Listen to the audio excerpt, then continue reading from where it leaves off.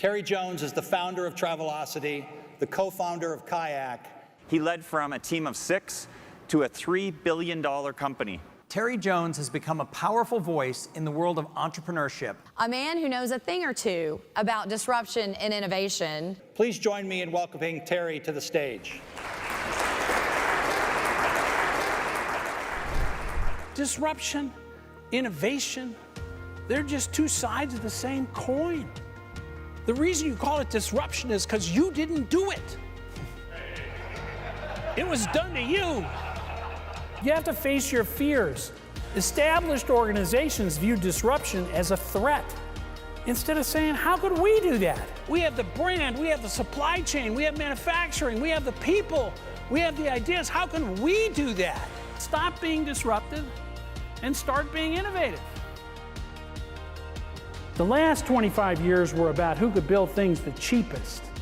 The next 25 years will be about who can build things the smartest.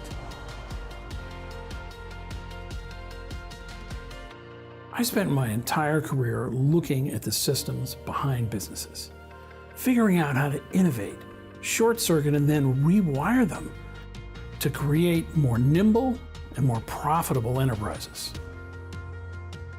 Now I show audiences how to look at their industry through a new lens, how to turn disruption off and turn innovation on.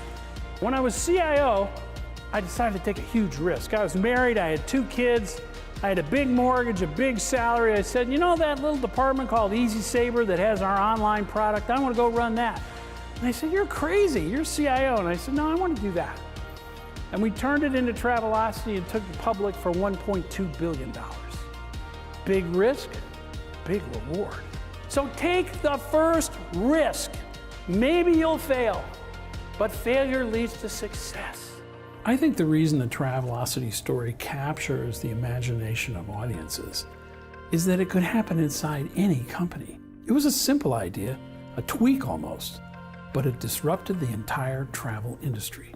When I left Travelocity, we had 3,000 people. We took Kayak public with 220 people. We were highly profitable. We sold the company at Priceline for $1.8 billion. You can do more with less today.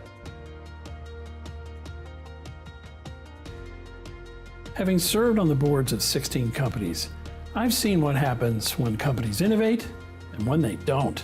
So I can tell you who and what is likely to disrupt your company, and more importantly, what you can do about it. The FAA just approved the first airline part that's 3D printed for GE. Think about how it was made before. A bunch of small factories in China build parts, they ship them to an assembler, he puts them together, sticks them in a warehouse, waits for GE to call, then they put them on a ship and a truck and get them to Fairfield. Introduce a 3D printer. All that supply chain is gone.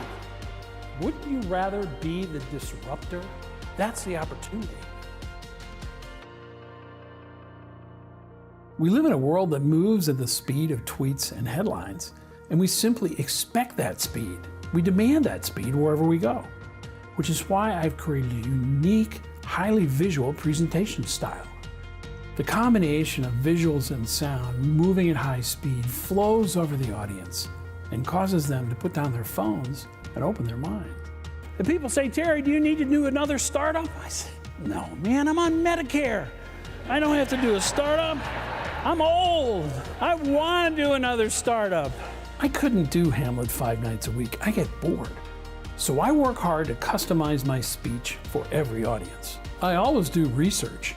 And when I have time, I'll go to the trade show and the cocktail party to pick up those nuggets to make it unique for your audience. My goal is to give the audience a set of actions that they can take home and put to work the very next day. That's how I know my message sticks. That's how I know they're turning disruption off and turning innovation on. People say, oh, the digital world is marginalizing my business.